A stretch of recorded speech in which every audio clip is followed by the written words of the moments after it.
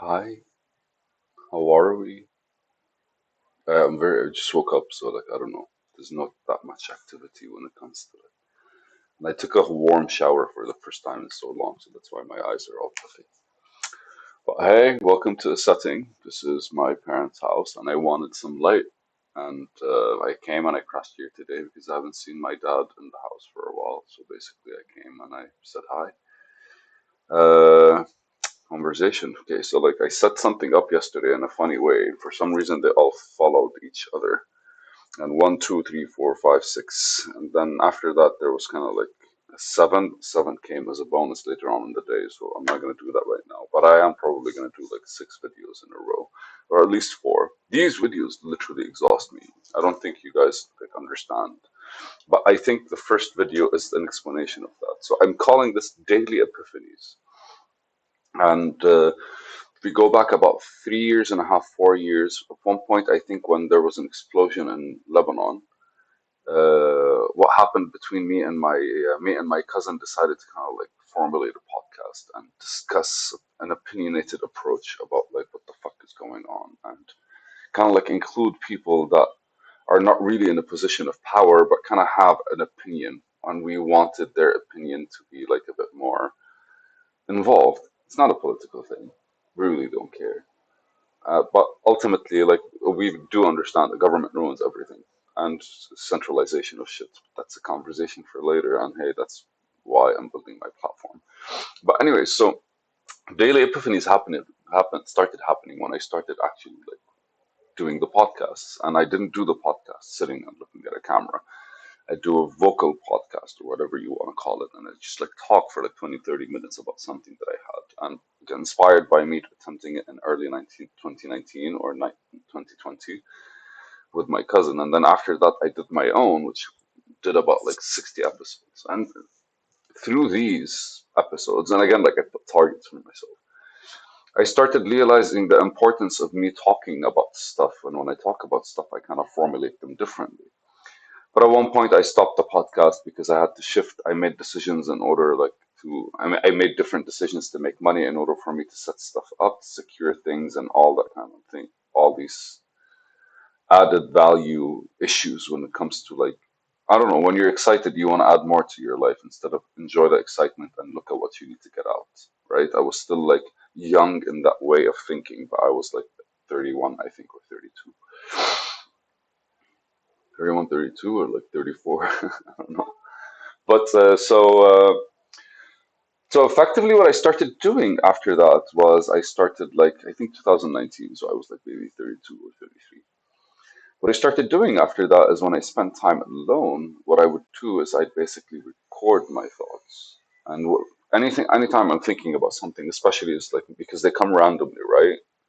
So I'd go like, this is an interesting thing to think about, and I'd like open my eyes, I'd take the recorder, and I'd keep discussing it until it kind of got out. And suddenly, man, I started realizing that like the change that I'm going through is a bit not intense, but kind of like it's no longer sporadic. It's no longer I look behind me and I say, hey, that's not how I used to do this before, and that's not how I used to speak, or that's not how I used to think before. It became a lot more like I'm aware that after having this conversation with myself, I kind of like something inside my head shifted towards my decision making process, which is amazing when you're very conscious about the intention of what you're discussing. Because most of the time, like I realized I would actually get myself a bit more on the confused side because like I'd start the conversation and I don't have an intention or where to end it. So what happens is I go into a loop and I grab like different conversations. But the beauty of that is I'm actually speaking about them.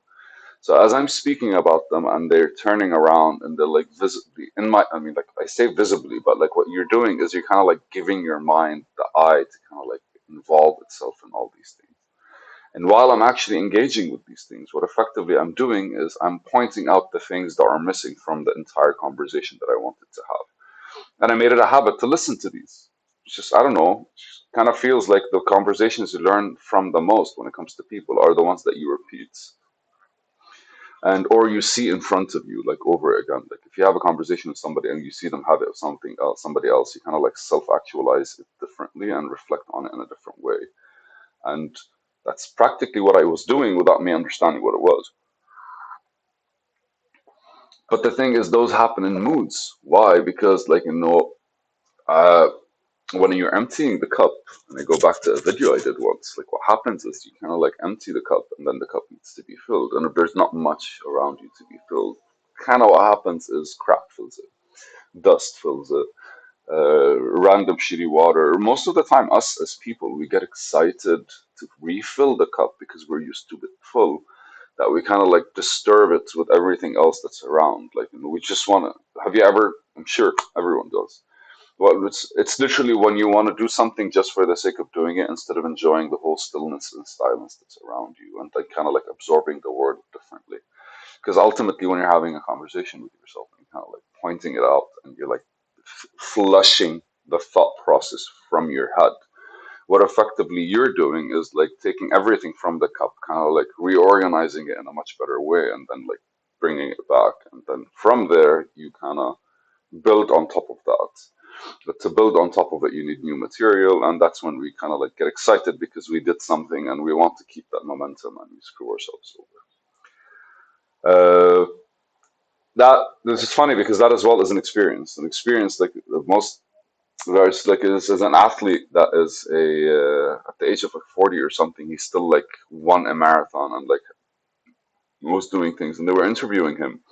Forgot his name, but he was like, vitamin N is very important. And when they were like, what? He's like, you have to say no to stuff. And that's literally it. Because like when you say no to stuff, you're not really just not distracting yourself. You're not kind of like bringing in shit that's meaningless into your like consciousness and the things that allows you to kind of like focus on specific things. And I say and a lot because like it's connecting things in the way I'm speaking right now. Even though I'm speaking to you, this could actually be a growth perspective and how I approach the conversation that I'm saying. So coherently, I need to be able to connect the dots without using all these. I think conjunctions is the word. I don't. What does "and" stand for when it comes to the English language? The actual name of "and." But anyways, so over the past 4 years, though, what I started doing was I realized that I kind of like make certain decisions and spend months, a couple of months, just like having like these conversations with myself, and then I spend a couple of months where I'm not having these conversations with myself. And the mood basically is mainly dictated with how heavy I feel the world is on me, or how excited I feel I am about the world. And that's basically a bit of lacking of balance. But what I'm doing is I'm drawing the boundary, because I'm drawing the boundary between like taking a step back and considering stuff and reflecting, and taking a step forward and kind of like acting towards stuff and kind of like action being actionable towards like what I want to receive. And that as itself was not necessarily something I did in a conscious way, because that's how you normally interact with the world, and whether you take the time to think or not. So the way I processed it was more through like the actual taking the voice notes, like actually listening to like speaking about the voice notes. And at one point, I would kind of like place them and kind of like listen to them all, and maybe even take some more notes and to kind of like see what was going through my mind and what was happening. It's heavy, man. It used to be heavy. It still is heavy. Every once in a while, I kind of like have to readjust. So I listen to the voice notes because some voice notes are heavy. I listen to them over and over again, and I made it a point. I learned to make it a point that you don't end the voice note on a bad note. Regardless, you can always find some form of like connection to something super positive and going in the direction you want.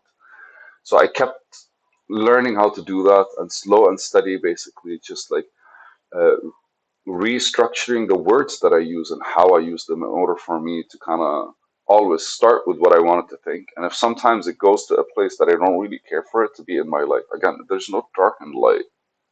There's no bad nor good. There's, do you care for this to be a part of your life or not? Because it could be a part of your life in the outside world, but it's not really here. And so that I call it daily epiphanies, because like they started as I got better at this, and over the past 6 months, I've become not super intensely, but more like the pattern shrinks. And always, like, and anytime you're getting more efficient and effective in something, the pattern shrinks. That like the effort you have to do, the energy you have to do, everything kind of like slows down, slows down, slows down, slows down. gets smaller and slows down and gets slower and all that stuff. You become better at it, and better at it means you do it faster, you do it better, you do it quicker, you do it more efficiently, more effectively, you do it smoother, you do it without anyone noticing and anything noticing. Kind of like R, you become, you understand the nature of what's around you, so you exist within it instead of like forcing something on it. And it's, I'm just having this discussion. I think it's because I want to point out the feeling that like, the intention behind your day to day is really experienced mainly in how you approach the thoughts that are being triggered by your environment. And your environment could also be your past, because if you haven't forgotten something, you haven't let go of something, you haven't let go of the illusion of who you were before. Like you literally, all this healing that you need to do. I struggle with this because, like, I think it's an illusion. I think it's just like something that we created in order to kind of like fill the time that we have. But like every single thing that we do is basically that we talk about when we're actually discussing things with ourselves are literally the conversations that we have with people in the future. And the more we do that, the more we establish who ourselves is and the truth behind ourselves, because it's all about the intention. The intention sets your mind, and the environment sets your eyes.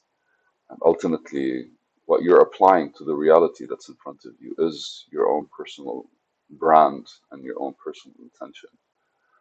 So I would love it if I found myself effective enough for me to kind of like be doing voice notes every day, listen to them every day, and the next day I'm just completely like waking up with an added value.